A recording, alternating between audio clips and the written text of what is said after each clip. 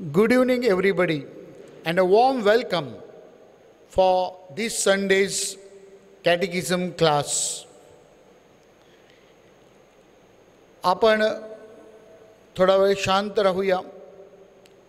सर्वांनी शांतपणे स्थिर आपल्या जागेवर बसून घ्यावी. Sit straight and be quiet.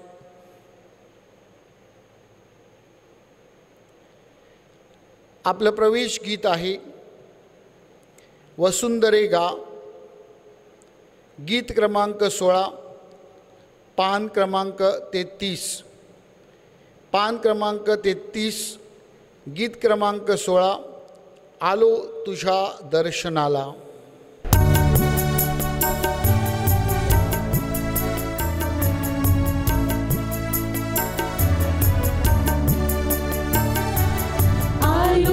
तुझ्या दर्शनाला देवा, आलो तुझ्या दर्शनाला, आलो तुझ्या दर्शनाला देवा, आलो तुझ्या दर्शनाला.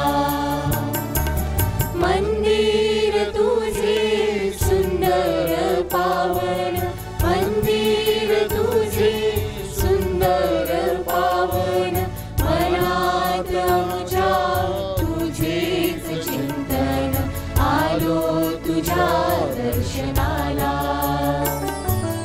आलो तुझ्या दर्शनाला देवा, आलो तुझ्या दर्शनाला. पिता, पुत्र आणि पवित्र आत्मा ह्यांच्या नावे आमीन. आपण छोटीशी प्रार्थना करणार आहोत. आपल्यापैकी जर कोणाला उत्स्फूर्तपणे प्रार्थना करायची असेल तर आपण करू शकता.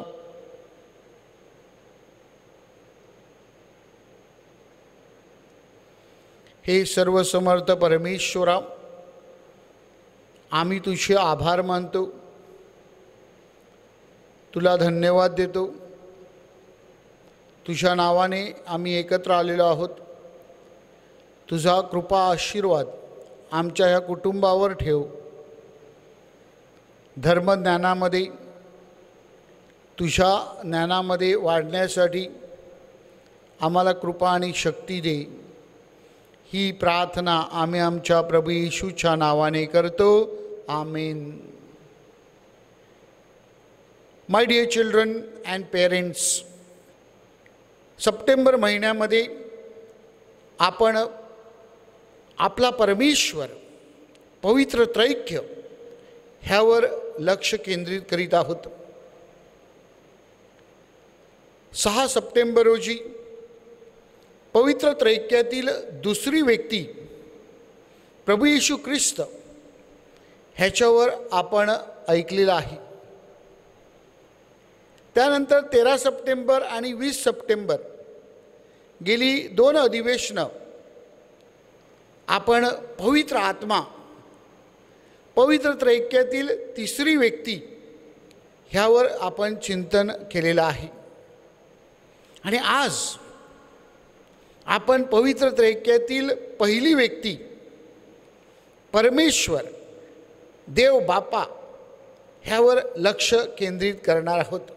आपल्याला जर परमेश्वराची प्रतिमा तयार करायला सांगितली तर आपल्या पुढे काय चित्र निर्माण होते? If I tell you, imagine an image of God, what will be the image that will come before you? प्रिय पालकांनो, बऱ्याचशा वेळेला परमेश्वराची जी प्रतिमा आपल्यासमोर उभी राहते ही चिंतनग्रस्त असते, भीती निर्माण करणारी असते. आपण घाबरतो. आपल्याला सांगितलं तर तुम्हाला परमेश्वर पुढे उभं राहायचं आहे, तर आपण अस्वस्थ होतो. We get scared, we get अँशियस. वाय? कारण आपल्याला वाटतं परमेश्वर पुढे उभं राहणं म्हणजे आपल्या प्रिन्सिपल पुढे उभं राहणं, आपल्या अधिकारापुढे उभं राहणं. आणि बऱ्याचशा वेळेला या अधिकाराविषयी, आपल्या वरिष्ठाविषयी, आपले ज्येष्ठ आहेत त्यांच्याविषयी आपल्या मनामध्ये एक प्रकारची भीती निर्माण झालेली असते. आणि म्हणून आपल्या मनामध्ये परमेश्वराची प्रतिमा काय आहे, देव बापाची प्रतिमा काय आहे, ती आपण लक्षात घेतली पाहिजे. असं म्हणतात की काही जणांना परमेश्वर एखाद्या दुकानदारासारखा वाटतो. ज्याप्रमाणे आपण दुकानामध्ये जातो आणि त्या दुकानदाराला पैसे देतो आणि आपल्याला काय हवं असते ते मागतो, त्याप्रमाणे आपल्याला वाटतं की परमेश्वराला काय दिलं, परमेश्वराकडे विनंती केली, परमेश्वराकडे मागणी केली की परमेश्वर आपल्याला देतो. देणाऱ्या परमेश्वराची प्रतिमा आपल्यापुढे उभी राहते. कधी कधी आपल्यापुढे परमेश्वर म्हणजे रस्त्यावर जो पोलीस उभा असतो, ट्रॅफिक पोलीस, त्याप्रमाणे प्रतिमा निर्माण होते. ज्याप्रमाणे रस्त्यावरचा ट्रॅफिक पोलीस ट्रॅफिक सांभाळत असताना कोण कधी चुकतो आणि चिठी मारतो आणि त्याला बाजूला काढतो आणि त्याला दंड ठोठावतो, त्याप्रमाणे आपल्याला वाटतं की परमेश्वर देखील असाच आपली वाट पाहत आहे. आपण कधी चुकतो आणि आपल्याला कधी शिक्षा होईल, कशी शिक्षा करता येईल ह्याविषयी विचार करतो.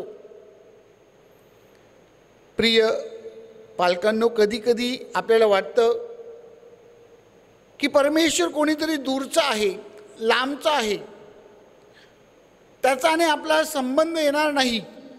आपण कोण? आपण साधी माणसं, छोटी माणसं. परमेश्वराकडे एवढ्या गोष्टी आहेत, मग आपली त्याला कधी आठवण पडेल का? अशा प्रकारे कोणीतरी मोठी व्यक्ती आपल्यापासून दूर, आपल्या परिचयाची नाही, अशा प्रकारची प्रतिमा आपल्यासमोर उभी राहू शकते. मात्र आपण जर लक्षात घेतलं, विशेष करून नवा करार जर आपण अभ्यासला, तर आपल्याला दिसून येतं की प्रभू येशू ख्रिस्त आपल्याला परमेश्वराची ओळख करून देतो. प्रभू येशू ख्रिस्त म्हणतो परमेश्वर आपला प्रेमळ पिता आहे. God is our father. आणि म्हणून परमेश्वर जवळच आहे, आपला आहे. ज्याप्रमाणे कुटुंबामध्ये कर्ता पुरुष आहे, त्याप्रमाणे परमेश्वर आहे, अगदी जवळ, आपल्या परिचयाचा, आपल्या ओळखीचा, आपल्यामध्ये मिसळलेला, आपल्यातला जणू काही झालेला. त्यानंतर आपण पाहतो की गॉड इज लव्ह. संत योहान आपल्या पहिल्या पत्रामध्ये अध्याय 3:8 आपल्याला सांगतो की गॉड इज लव्ह. आणि म्हणून परमेश्वर शिक्षा करणारा परमेश्वर नाही. परमेश्वर आपण कसे चुकतो ते पाहणारा परमेश्वर नाही. तर आपल्याला जुन्या करारात स्तोत्रकार देखील सांगतो की परमेश्वर क्षमाशील, दयाळू, करुणामय आणि मंद क्रोध आहे. परमेश्वर प्रेम आहे. आणि योहानाच्या शुभवर्तमानामध्ये अध्याय 3:16 आपल्याला सांगितलेलं आहे की परमेश्वराने जगावर एवढं प्रेम केलं की त्याने त्याचा एकुलता एक पुत्र ह्या जगामध्ये पाठवला. कशासाठी? तर आपलं तारण व्हावं, आपल्याला परमेश्वराची ओळख व्हावी, आपल्याला सार्वकालिक जीवन प्राप्त व्हावं आणि परमेश्वराच्या सानिध्यामध्ये, परमेश्वराच्या कृपेमध्ये आणि परमेश्वराच्या आशीर्वादामध्ये, प्रकाशामध्ये आपण जीवन जगावं. परमेश्वराची दुसरी प्रतिमा देव बापा म्हणून जेव्हा आपण विचार करतो, ती म्हणजे परमेश्वर आपला निर्माता आहे. God is our creator. आणि म्हणून उत्पत्तीच्या पहिल्या पुस्तकामध्ये, पहिल्या अध्यायामध्ये आपल्याला सांगितलेलं आहे की गॉड इज आवर क्रिएटर. परमेश्वराने ही सृष्टी निर्माण केली आहे. परमेश्वराने तुम्हाला आणि मला निर्माण केलेलं आहे. आणि परमेश्वराने आपल्याला स्वतःच्या प्रतिमेप्रमाणे निर्माण केलेलं आहे. God has made us in his image and likeness. आपण सर्वजण परमेश्वराची प्रतिमा आहोत. आणि परमेश्वराची इच्छा अशी आहे की आपण अगदी आनंदामध्ये, अगदी सुखामध्ये आणि चांगल्या प्रकारे प्रकाशामध्ये जीवन जगलं पाहिजे. आणि म्हणून God who created us thought good about us. आणि म्हणून परमेश्वराने जेव्हा मनुष्याला निर्माण केलं तेव्हा परमेश्वराने सांगितलं इट इज व्हेरी गुड. आणि म्हणून परमेश्वर जो आपला निर्माता आहे त्या परमेश्वराची आपण तशी ओळख करून घेतली पाहिजे आणि त्याचे आपण उत्तराई असले पाहिजेत. We need to be grateful to him because he is our creator. परमेश्वराची तिसरी प्रतिमा जी प्रभू येशू ख्रिस्ताने परमेश्वर पिता म्हणून आपल्याला दिलेली आहे आणि ती म्हणजे परमेश्वर दयाळू आहे. God is merciful. आणि पोप फ्रान्सिस यांनी करुणा महोत्सवी वर्ष, the extraordinary year of jubilee of mercy साजरा करून आपल्याला दाखवून दिलेला आहे की परमेश्वर कसा करुणामय आहे. हाव गॉड इज मर्सीफुल. प्रभू येशू ख्रिस्ताने शुभवर्तमानामध्ये कितीतरी दाखले दिलेले आहेत आणि परमेश्वर कसा दयाळू आहे, प्रेमळ आहे, क्षमाशील आहे ह्याविषयी आपल्याला बोध केलेला आहे. आणि लूकच्या शुभवर्तमानामध्ये अध्याय 15 उदयापुत्राच्या दाखल्याद्वारे आपल्याला प्रभू येशू ख्रिस्त शिकवत आहे व्हॉट इज गॉड्स जनरॉसिटी. परमेश्वराचा उदारपणा काय आहे, परमेश्वराचा दयाळूपणा काय आहे, परमेश्वराची क्षमाशील वृत्ती कशी आहे. God accepts us as we are. आपण जसे आहोत तसं परमेश्वर आपला स्वीकार करीत आहे. आणि म्हणून अशा परमेश्वराची आपल्याला ओळख आहे का? परमेश्वराविषयी आपली प्रतिमा अशा प्रकारची आहे का? तशा प्रकारची प्रतिमा आपली निर्माण व्हावी अशी ख्रिस्त सभेची शिकवण आहे. कारण जर आपली तशा प्रकारची प्रतिमा झाली तर आपण तसे होऊ. कारण शुभवर्तमानामध्ये प्रभू येशू ख्रिस्त आपल्याला सांगत आहे जसा माझा पिता परिपूर्ण आहे तसे तुम्ही परिपूर्ण व्हा. जसा माझा पिता दयाळू आहे तसे तुम्ही दयाळू व्हा.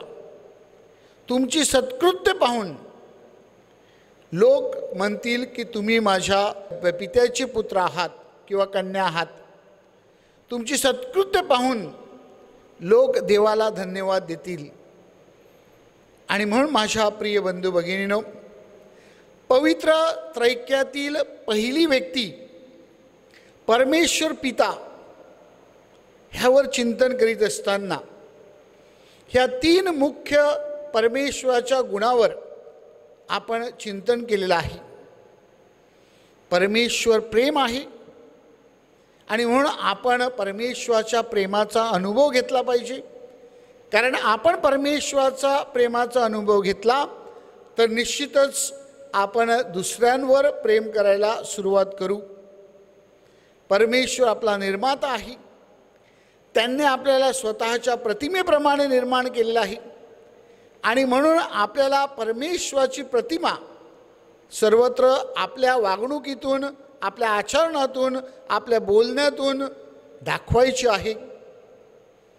आणि परमेश्वर जो दयाळू आहे, परमेश्वर जो करुणामय आहे, त्याप्रमाणे आपण देखील करुणामय व्हावे, दुसऱ्यांना दया दाखवावी, दुसऱ्यांना क्षमा करावी आणि परमेश्वराचा गौरव करावा, हे आपल्याकडनं अपेक्षित आहे.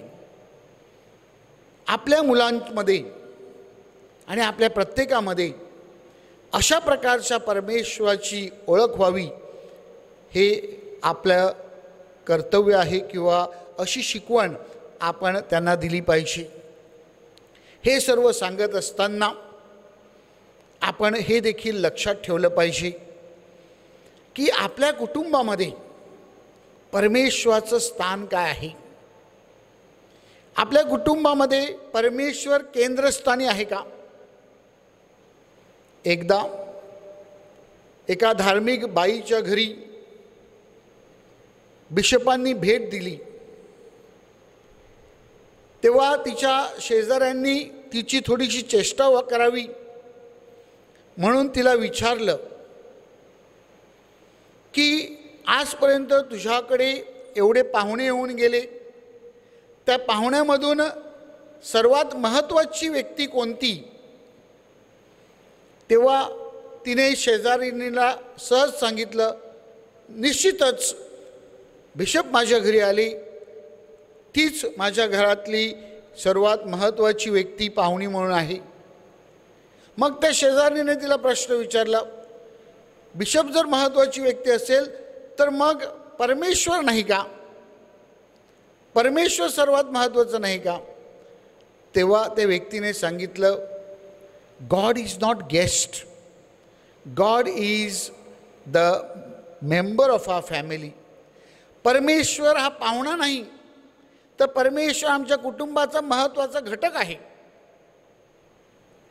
प्रिय बंधू भगिनीनो, आपल्या कुटुंबामध्ये परमेश्वर महत्त्वाची व्यक्ती आहे का, ह्यावर आपण चिंतन केलं पाहिजे.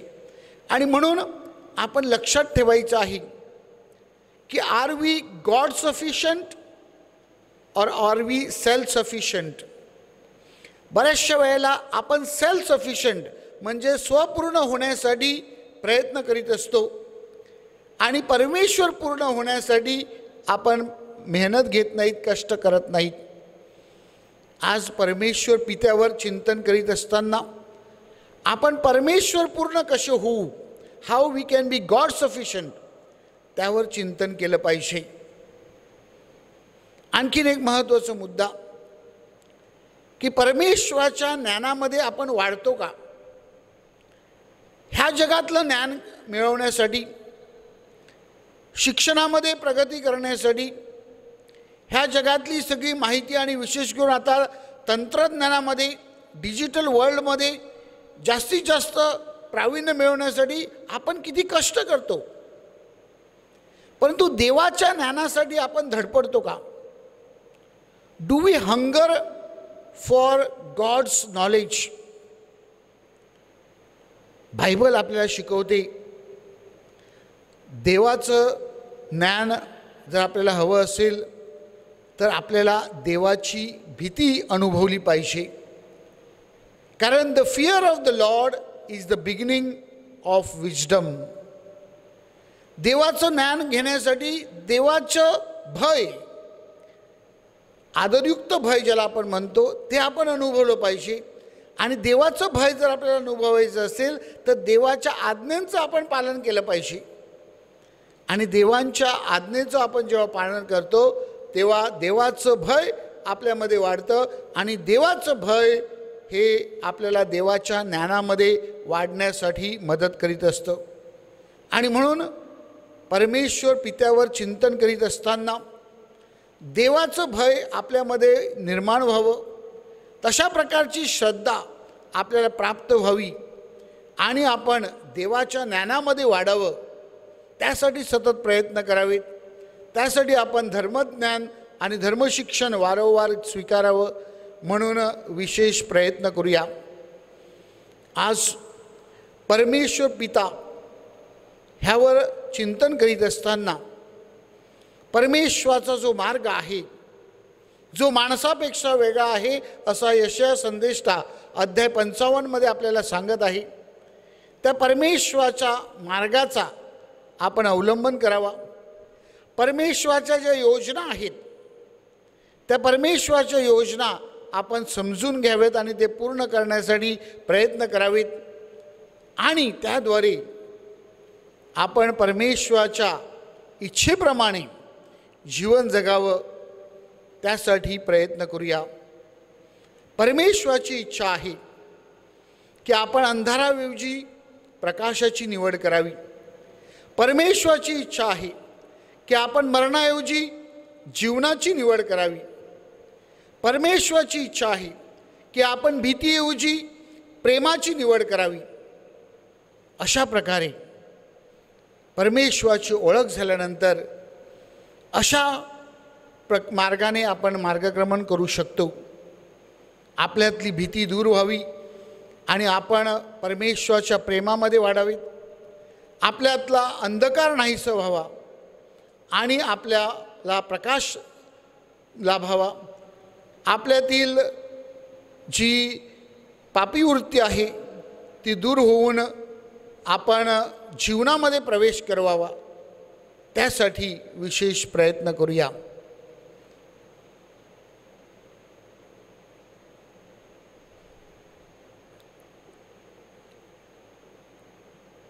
थोडा वेळ शांत राहूया।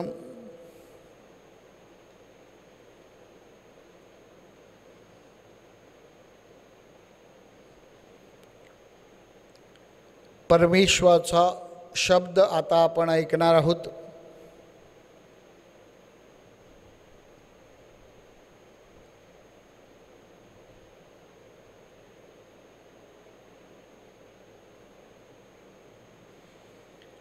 योहानाचे शुभवर्तमान अध्याय 3 ओव्या 16 आणि 17। योहानाचे शुभवर्तमान अध्याय 3 ओव्या 16 आणि 17। कुटुंबातील कोणत्या मुलांनी किंवा मुलींनी ह्या ओव्या जोरात वाचायच्या आहेत।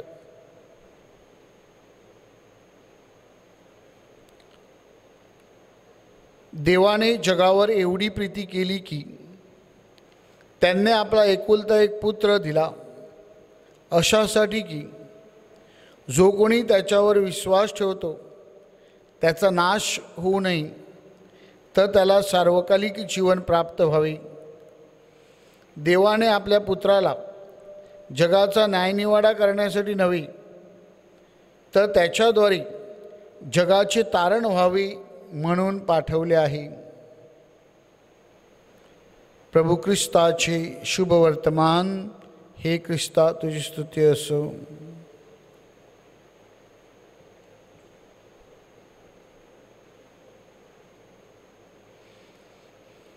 आता गृहपाठासाठी आपणास प्रश्न दिले जात आहेत।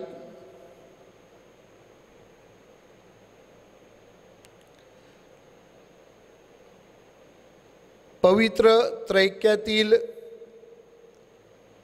3 व्यक्ती कोणत्या? पवित्र त्रैक्यातील 3 व्यक्ती कोणत्या?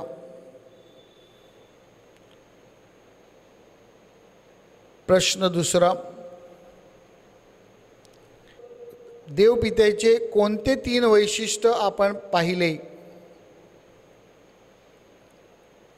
देवपित्याचे कोणते 3 वैशिष्ट्य आपण पाहिले?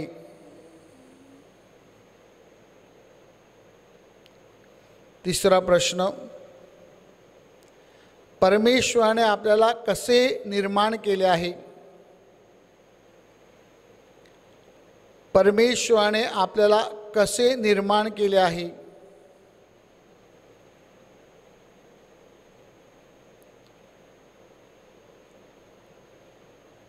चौथा प्रश्न, परमेश्वराच्या ज्ञानामध्ये वाढण्यासाठी आपण काय करावे? परमेश्वराच्या ज्ञानामध्ये वाढण्यासाठी आपण काय करावे?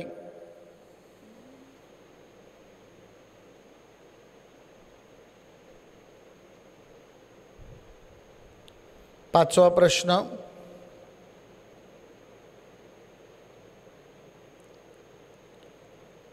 सेल्फ सफिशियंट आणि गॉड सफिशियंट ह्यामधील फरक काय ते मुलांना समजावे. सेल्फ सफिशियंट आणि गॉड सफिशियंट ह्यामधील फरक मुलांना समजावून सांगणे. क्षणभर आपण शांत राहूया, डोळे बंद करूया. परमेश्वराचे आपण आभार मानणार आहोत, प्रार्थना करणार आहोत. आपल्यापैकी कोणाला उत्स्फूर्तपणे प्रार्थना करायची असेल तर त्यांनी जोरात करावी.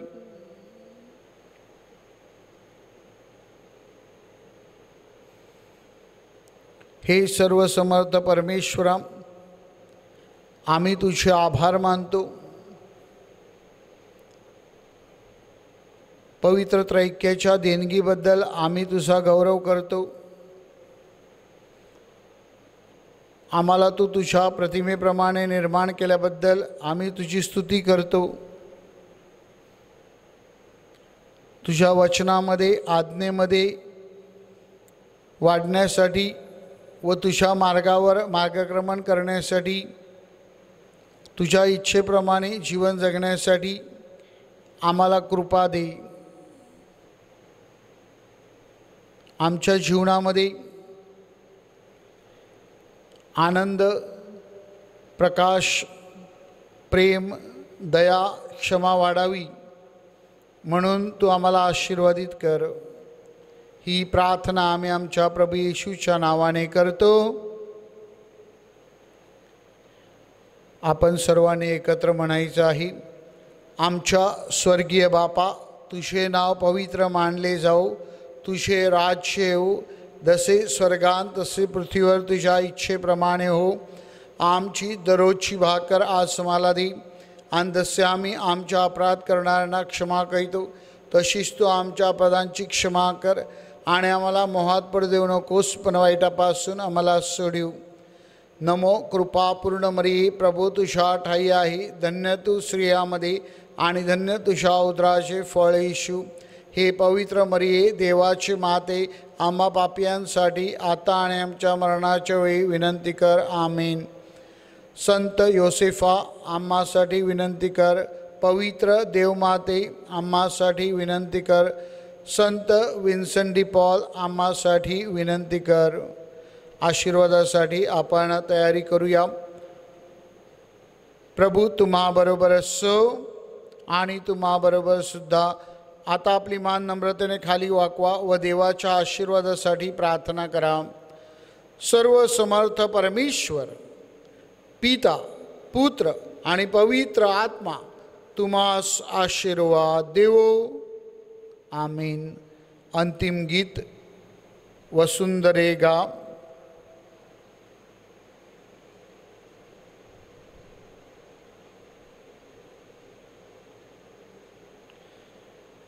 अंतिम गीत वसुंधरेगा, गीत क्रमांक 170, पान 103. गीत क्रमांक 170, पान 103. देवाची सत्प्रीती. सर्वांनी एकत्र.